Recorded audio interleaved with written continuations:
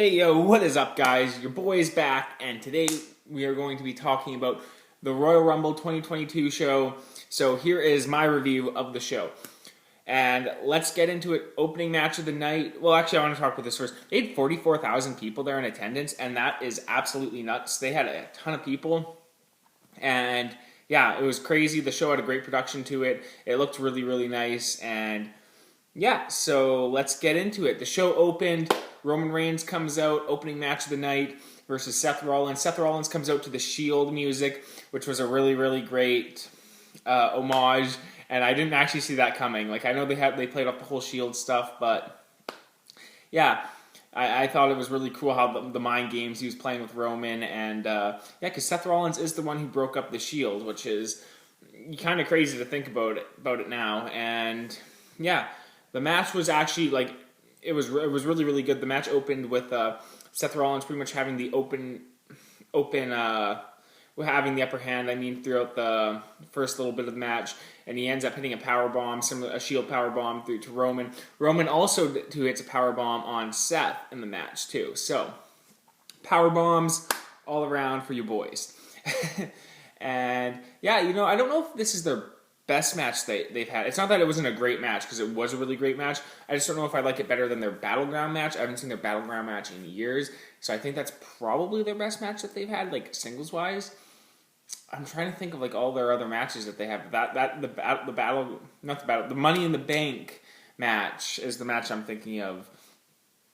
That was their big singles match back in 2016 there, which is right before Roman popped hot.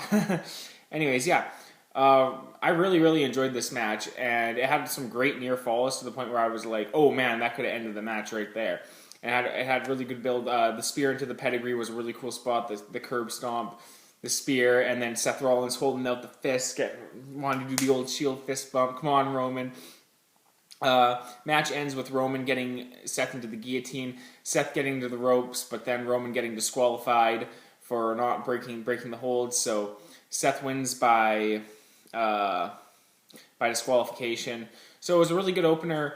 I don't hate the finish. I don't really get too mad at these finishes like other people do. Like that, it's not really a terrible finish if you ask me. So yeah, I actually really like that.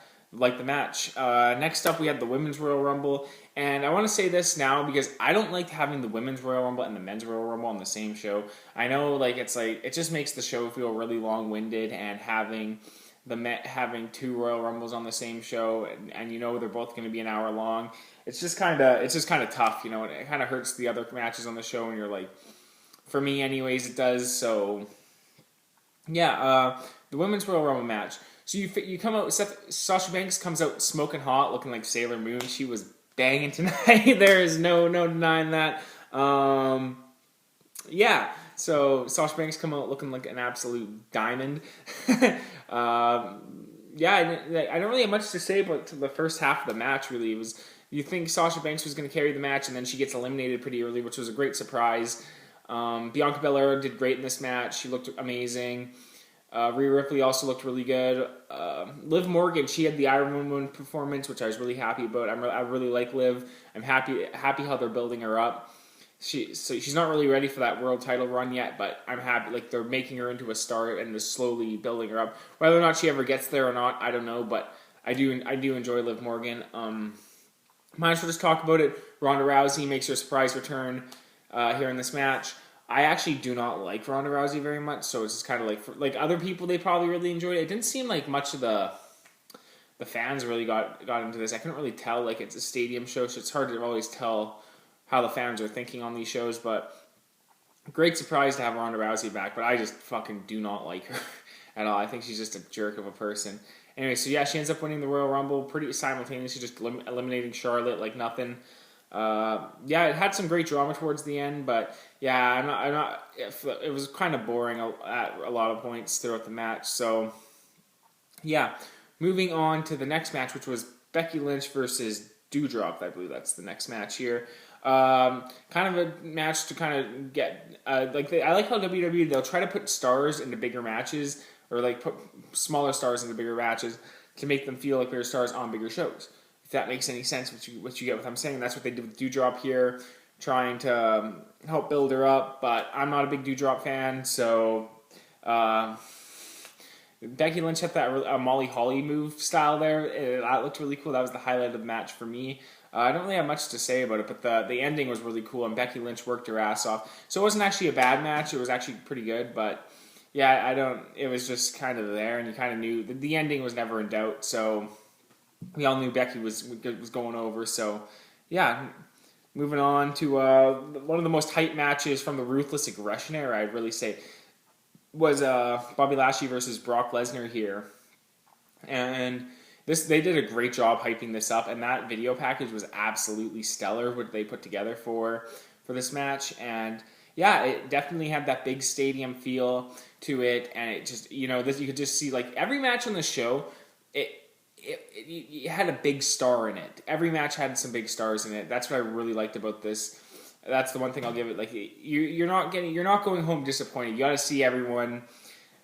So that's a good thing. So the match itself, Brock Lesnar versus Bobby Lashley, it was good for what it lasted. It was a really good match. But the thing is, it kind of, you just, like, Brock was about to end the match with the F5, and next thing you know, Roman comes out, spears him, and it kind of was just to, like, set up for the Roman versus Brock feud, not actually to fulfill a dream match we've always wanted to see. Like, I don't have an issue with that, but I wanted to see a little bit more, is what I'm saying, because it was really, really cool for what it lasted. Like, the opening with the collar tie up and the suplexes and the challenging of the strength and all that stuff was really, really cool. And yeah, I just wish this match, like, I want to see it again. That's, like, the thing. It's like, I still want to see it, and it's like, I feel like it's kind of like Samoa Joe versus Brock Lesnar, where it's like, you got it, but it's just like, you wanted more. There was more into that cheeseburger that you wanted, to make a really weird reference there. But yeah, the match was good. It just could have been much better had it not come at the time that it did, or that they just really focused in on the match itself. So either way, Bobby Lashley walks away your new WWE champion. So it'll be interesting to see where, I'm assuming he's going to be wrestling on night one again of WrestleMania, because Brock, we obviously know who's going to the main event scene of each show. So Ronda's going to be main eventing night one. Brock's going to be main eventing night two with Roman. So it just depends. Is it going to be Becky and Ronda, or is it going to be Charlotte and Ronda? So, yeah. Moving on, we get to Edge versus Beth Pheonix here. I started playing my video game. I was playing Sly Cooper Thieves in Time, getting ready for my next video here. And yeah, I don't really have much to say about this. It kind of brought flashbacks to when Miz and Maurice wrestled Daniel Bryan and Brie Bella back at Night of Champions 2018. I want to say that was the show that they wrestled on. I want to say that was the card. Or Clash of Champions. Either way, it was in the fall. It was right after. It was a pay-per-view after SummerSlam in 2018 there. Yeah, I don't really have much to say about it. There was a cool sequence with Edge, like, trying to hit Miz with the spear and Miz ducking out of the way and stuff like that. Yeah, I don't really have a lot to say about this. It's kind of weird. It was just kind of there. I don't really...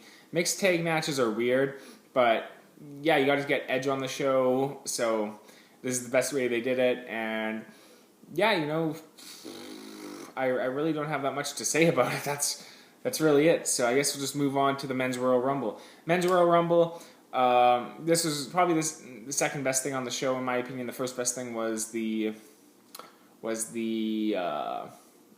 opening match, Seth versus Roman. Then after this, I'd probably say Bobby versus Brock was, so yeah, to rank everything, I guess. But yeah, I really like this match here. AJ, he again got the Iron Man performance. He got eliminated around number 20-ish, so he was in there for quite a while. So yeah, AJ got a huge performance here. Opened with Shinsuke Nakamura, which was pretty cool to see. I'm trying just to remember. Omos got a big monster spot in here. Sami Zayn, the jackass spot guy, was pretty cool. So yeah, there was a lot going on. Bad Buddy came out in the match.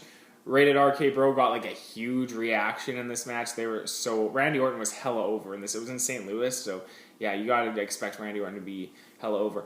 Drew McIntyre returned in this match, had a big face-off with Madcap Moss and Baron Corbin, and he just doused them like you imagine he would. So yeah, Drew's great, and Shane McMahon also returned.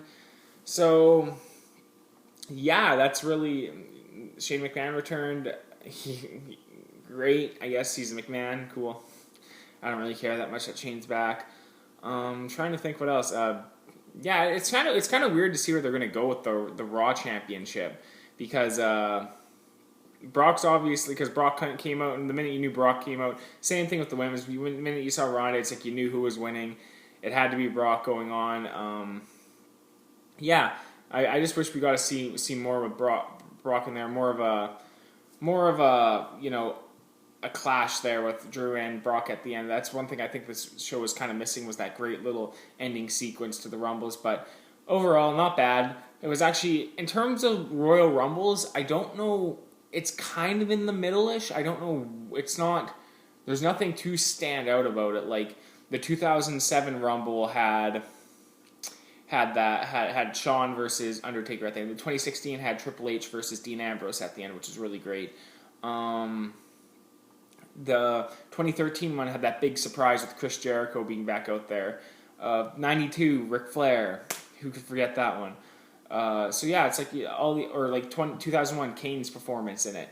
So yeah, I don't really know where this one really ranks in terms of Royal Rumbles. I want to also throw out 2004 Chris Benoit's great performance in that was awesome. So I should also shout that one out as one of the best too. So yeah, it was definitely an entertaining match. That was for sure. It wasn't bad at all. Definitely entertaining. So overall, the show, I gave it a 6 out of 10. It's definitely thumbs in the middle-ish due to the lack of the undercard. And yeah, I don't like that they have the women's and men's Royal Rumble on the same night. I don't really like that. But hey, this show probably made shit tons of money for them. Think about it. They just had 45,000 people there. How many t-shirts, food, everything that sold, merchandise probably sold like crazy. So yeah, I don't understand why people say when AEW fans trash WWE, it's like, do you not watch these shows? Like they have these big stars on it and stuff like that. And yeah, all these crowds are just coming out in these mass things. So it's definitely this is probably a very, very viewed show too. Probably had millions of people watching it. So yeah, but so on the money and business side of things, it did great. On the in-ring wrestling side of things, had some good stuff. Like the Rumble match will always be a good match to watch back, and the opening match was Brock versus Bobby. Will be able to come back to. Everything else on the show, you won't really come back to any of this stuff. So yeah, that's it. That's my Royal Rumble 2022 2022 show review. I don't know. I might make a video talking about predictions for WrestleMania and stuff in the coming days here. So yeah. Anyways, peace out, guys.